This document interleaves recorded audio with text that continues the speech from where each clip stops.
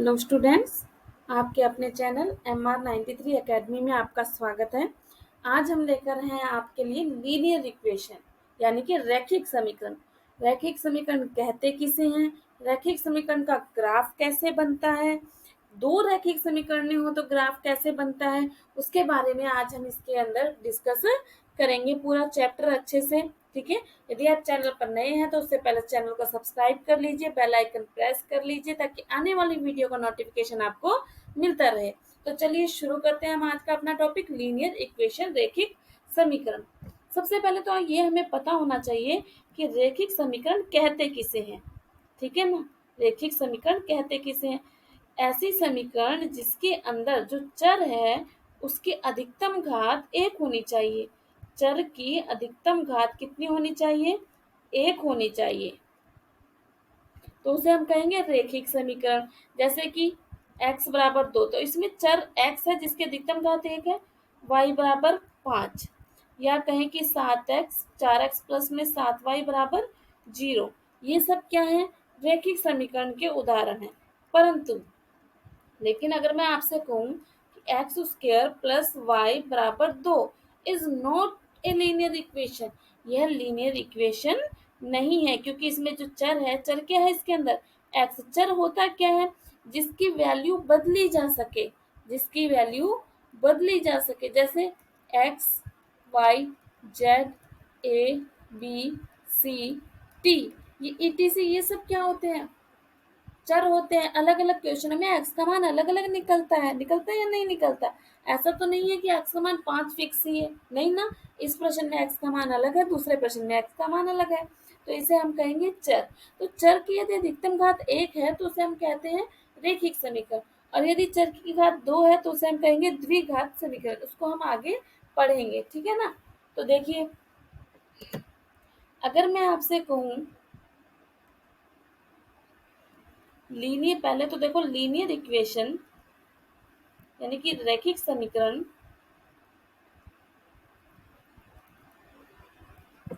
In one variable,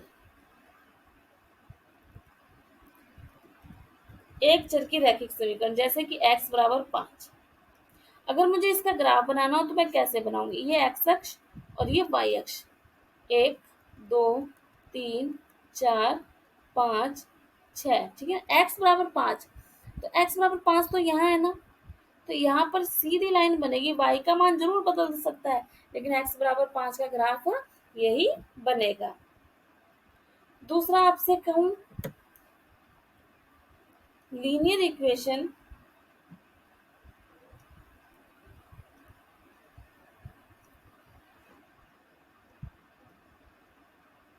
linear equation in two variables. Video को बिल्कुल बिल्कुल भी स्किप मत कीजिएगा।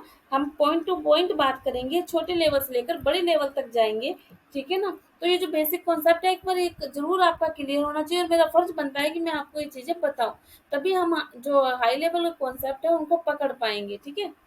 एक्स प्लस वाई बराबर 7। अब इसमें दो वेरिएबल है, ठीक है ना। तो यहाँ से यदि मैं y की वैल्यू निकालूं तो क्या निकलेगी? 7 माइनस एक्स, ठीक है। तो ग्राफ बनाने के लिए देखो, x की वैल्यू पुट करते जाओ, y की वैल्यू आती जाएगी। जब मैं x की जगह रखूं एक, कितना रखूं? एक, तो y बराबर कितना आएगा? 7 माइनस एक यानी कि 6। x की जगह एक तो y की जगह 6, x की जगह 2 रखूं तो क्या आ जाएगा? 7 माइनस 2 यानी कि 5। x की जगह 2 तो y की जगह 5, ऐसे ही x की जगह 3 तो y की जगह 4। अब जब हम ग्राफ बनाएंगे इस तरह से, ये हमारा x अक्ष और ये y अक्ष, 1 2 3 4 5, इस तरह से आप लाइन ड्रॉ करेंगे। यहाँ पर y अक्ष के 1 2 3 4 5 6, ठीक है। जब x का मान 1 तो y का मान 6, जब x का मान 2 तो y का मान 5, जब x का मान 3 तो y का मान 4। तो ये एक सीधी रेखा इस तरह से बनेगी। ये होता है ग्राफ, ठीक है ना। अब चलते हैं तीसरा, दो रैखिक समीकरणों के ग्राफ। दो रैखिक समीकरणों के ग्राफ। क्वेश्चन यहीं से बनता है, वेरी वेरी इंपॉर्टेंट। तो रैखिक समीकरण के ग्राफ, दो रैखिक समीकरण, for example x plus y बराबर 3, 2x माइनस वाई बराबर 4, ये दो रैखिक समीकरण है। रैखिक समीकरण हमेशा इस रूप में होती है, a1 x प्लस में b1 y प्लस में c1 बराबर 0, a2x प्लस में b2 y प्लस में c2 बराबर 0। ये दो रैखिक समीकरण इस रूप में होती है, यानी x का गुणांक a1 a2, y का गुणांक b1 b2 और अचर पर c1 c2 होता है। ठीक है ना। अब देखिए ग्राफ कैसा बनेगा, ये सबसे पहली बात है, हमें पता होना चाहिए। यदि कंडीशन से याद रखिए, a1 अपॉन में a2 बराबर नहीं है b1 अपॉन में b2 के, तो हमेशा ग्राफ ऐसे काटेगा और उनका अद्वितीय हल होता है, मतलब दोनों जहां काटेंगे वहां पर केवल एक ही एक इसका आंसर निकलेगा। ये आपको बात याद रखनी है। यदि a1 अपॉन में a2 बराबर है b1 अपॉन में b2 के, लेकिन वो बराबर नहीं है c1 अपॉन में c2 के, तो हमेशा समांतर ग्राफ बनता है। कैसा बनता है? समांतर ग्राफ बनता है जिसका कोई हल नहीं होता। क्या समांतर रेखाएं कभी एक दूसरे को काटती हैं? नहीं काटती ना, तो इसका कोई हल नहीं है। यदि a1 अपॉन में a2 बराबर है b1 अपॉन में b2 और वो भी बराबर है c1 अपॉन में c2 के, तो हमेशा एक लाइन ही बनेगी ग्राफ के और इसके अनंत हल होंगे। कैसे हल होंगे? अनंत हल होंगे, क्योंकि एक लाइन के ऊपर ही दूसरी लाइन बन जाती है, तो प्रत्येक पॉइंट पे ये एक दूसरे को काटती है, तो ऐसे तो बहुत सारे हल हो जाएंगे ना, तो इसके अनंत यानी कि बहुत सारे हल होंगे। ये तीन कंडीशन यदि आपको याद रह गई तो बहुत सारे क्वेश्चन इजीली सॉल्व हो जाएंगे। a1 अपॉन में a2 is not equal to b1 upon में b2, तो वो दोनों रेखाएं एक दूसरे को काटेंगी और जहां वो काटेंगी वही इसका एक आंसर होगा। a1 अपॉन में a2 बराबर b1 अपॉन में b2 is not equal to c1 upon में c2, ये दोनों रेखाएं समांतर रहेंगी, कोई हल नहीं होगा। a1 upon a2 is equal to b1 upon b2 is equal to c1 upon c2, यानी कि दोनों रेखाएं एक ही बन जाएंगी, तो ऐसे में अनंत हल होंगे। समझे बात? चलिए नेक्स्ट देखिए।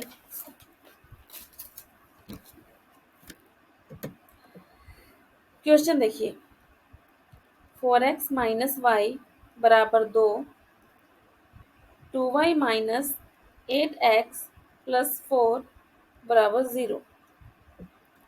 नंबर ऑफ सॉल्यूशन बताओ, नंबर ऑफ सॉल्यूशन क्या होंगे? ठीक है, तो a1 अपॉन में a2 यानी कि 4/2, b1 अपॉन में b2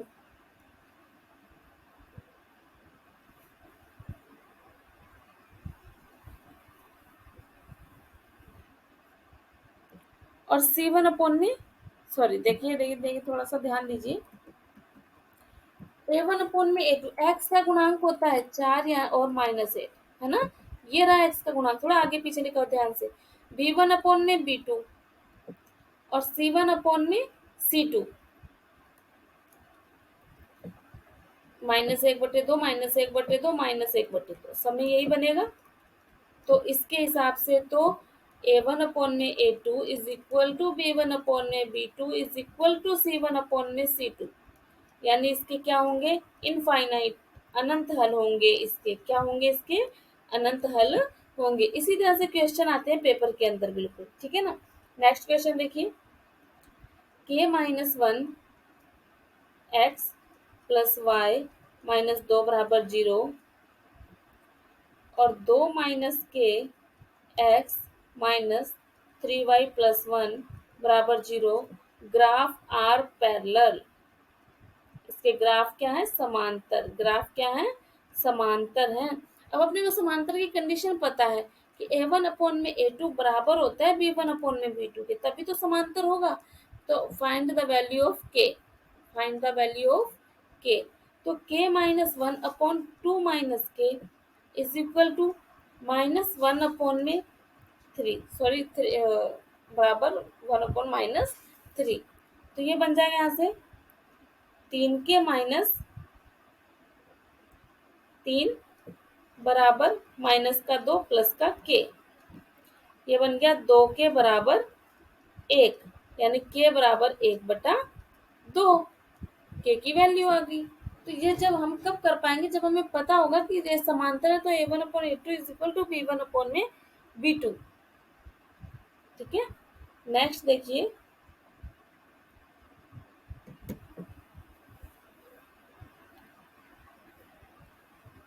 x प्लस, इसी तरह की इसी क्वेश्चन आती है इन तीनों कंडीशंस के ऊपर। ठीक है ना, तो ज्यादा कोई आपसे हल नहीं पूछेगा, इनको हल करा के ग्राफ नहीं बनवाएगा, लेकिन यदि आपको ग्राफ के बारे में पता है तभी आप इन क्वेश्चनों को हल कर पाएंगे, अदरवाइज नहीं कर पाएंगे। तो इन कंडीशंस को याद रखना है, उनसे बनने वाले ग्राफ्स को याद रखना है, और किसके कितने हल होंगे ये चीज आपको पता होनी चाहिए।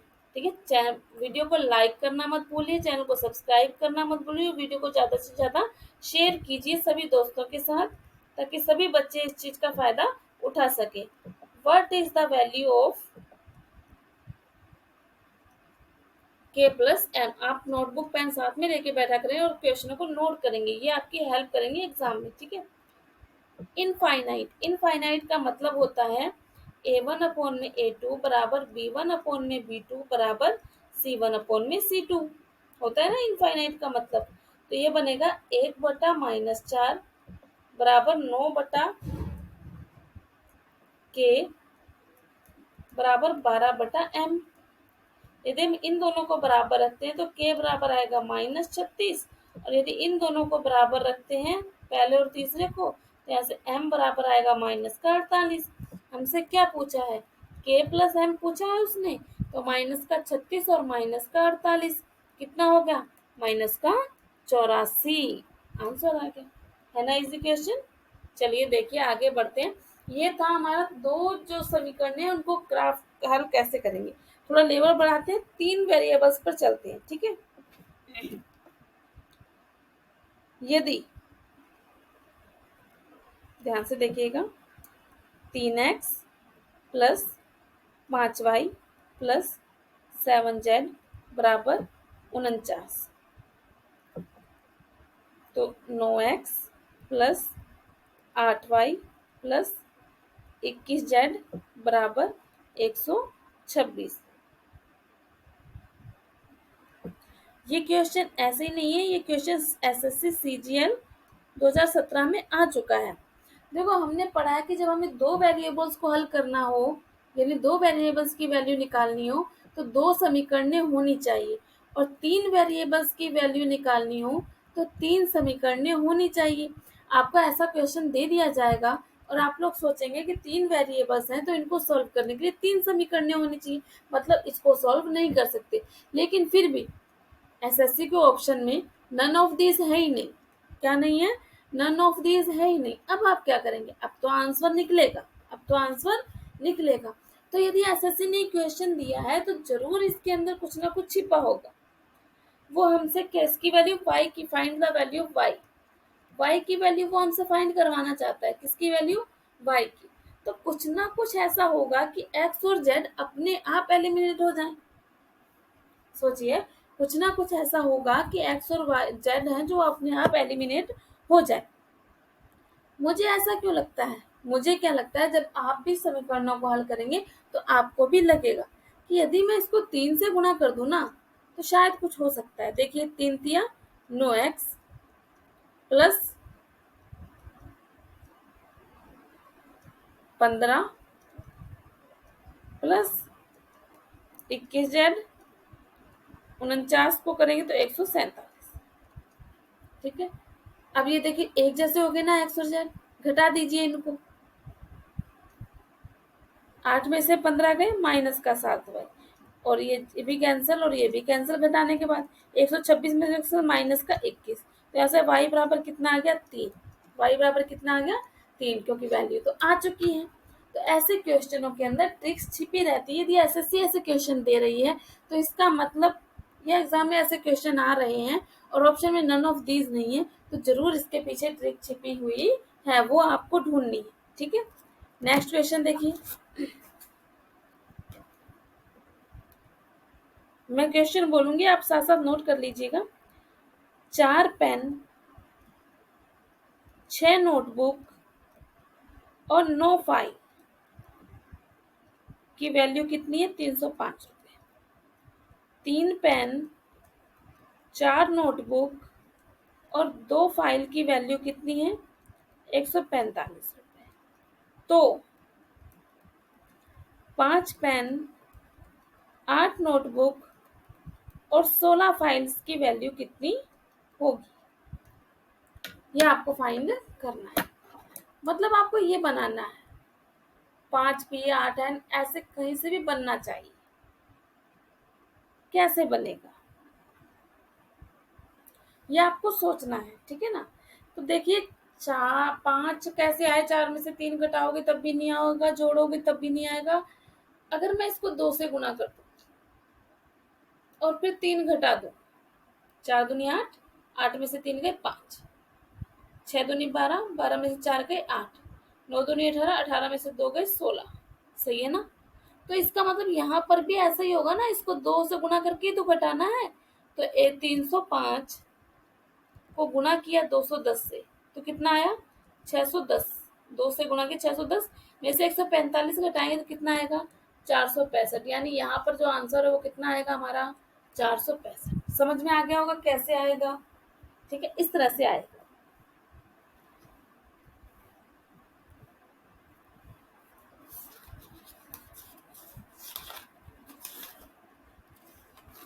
नेक्स्ट देखिए, इसी तरह का एक question.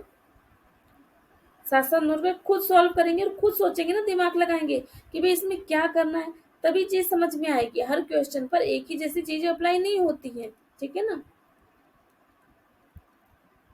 7x plus 2y plus में 11z प्लस में 8 बराबर 23।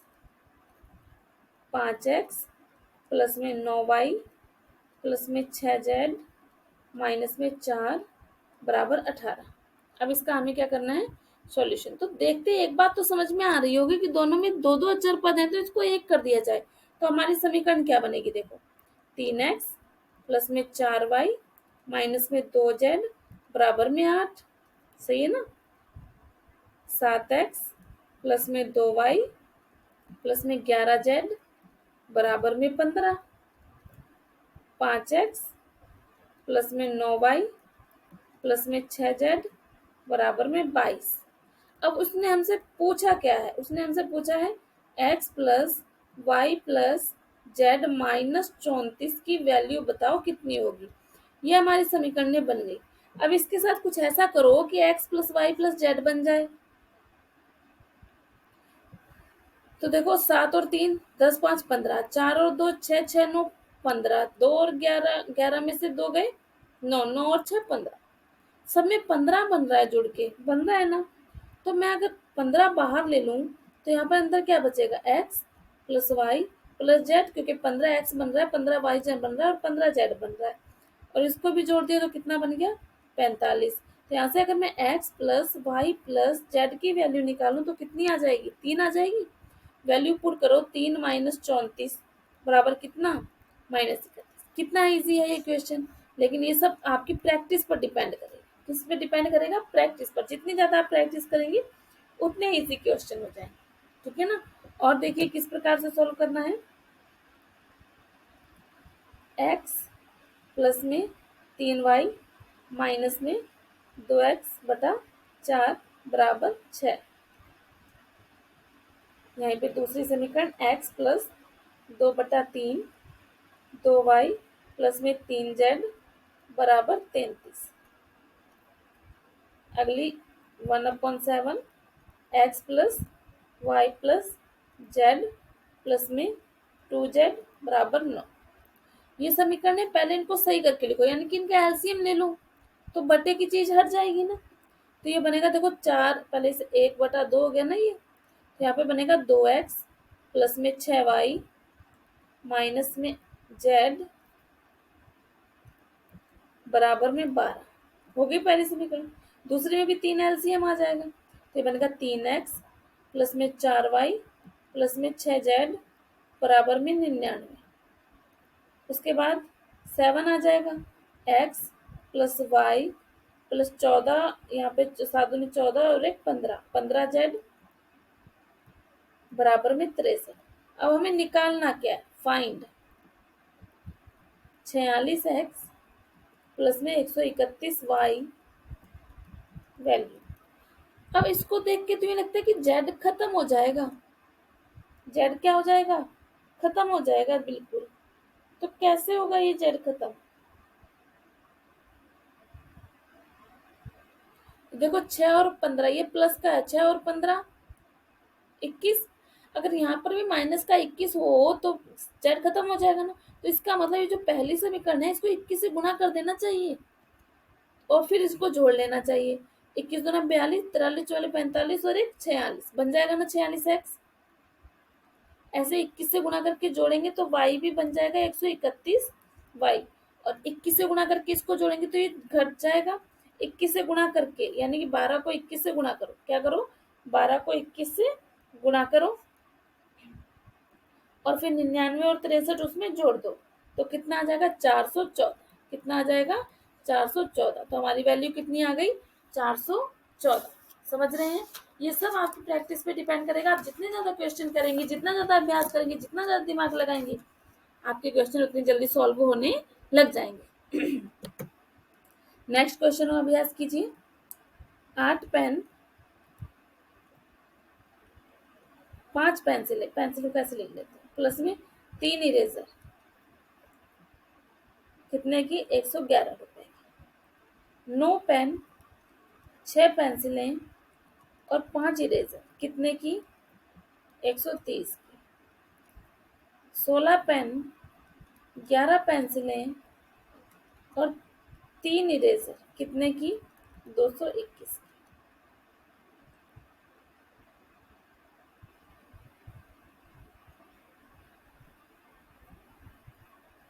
फाइंड क्या करना है, 39 पेन प्लस में 26 पेंसिलें प्लस में 13 इरेजर की वैल्यू हमें फाइंड करनी। पहले आप इनको जोड़ के देखिए, नहीं इनका अनुपात निकाल लीजिए क्योंकि इतनी बड़ी वैल्यू ज्ञात करना। देखो 13 कम 13, 13 दूनी 26, 13 39, क्या अनुपात रहेगा 3:2:1, है ना। जब हम इनको जोड़ेंगे तो 33 पेन 22 पेंसिल और 11 इरेजर बराबर 462। यदि यहाँ से मैं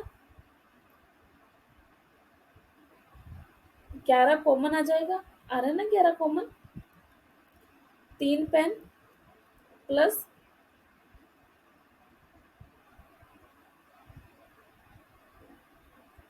2 पेंसिल प्लस में 1 इरेजर बराबर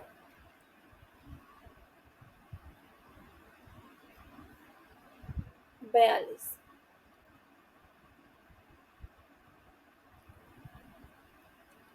ठीक है, यहाँ से भी 11 कॉमन, 11 से 11, 3 पेंसिल 2 पेन और 1 इरेजर कितने का 42 का। लेकिन हमें निकालना कितना 39 पेन, मतलब 13 से गुणा करेंगे 39 पेन आ जाएगा। 13 से गुणा करते 13 से गुणा करें 26 पेंसिल आ जाएगी, 13 से गुणा करें 13 इरेजर आ जाएगी। तो यहाँ पर भी 13 से ही तो गुणा होगा। 42 को 13 से गुणा कर लो, कितना आ जाएगा 546। कितना आ गया 546। ऐसे क्वेश्चंस को आपको सॉल्व करना है। वीडियो पसंद आ रही हो, ट्रिक्स पसंद आ रही हो तो वीडियो को लाइक जरूर कर लीजिए, चैनल को सब्सक्राइब कर लीजिए, टेलीग्राम चैनल भी ज्वाइन कर लीजिए जिसका नाम है MR93 अकेडमी। से आप सर्च करेंगे तो यही लोगो और यही नाम आपको मिलेगा।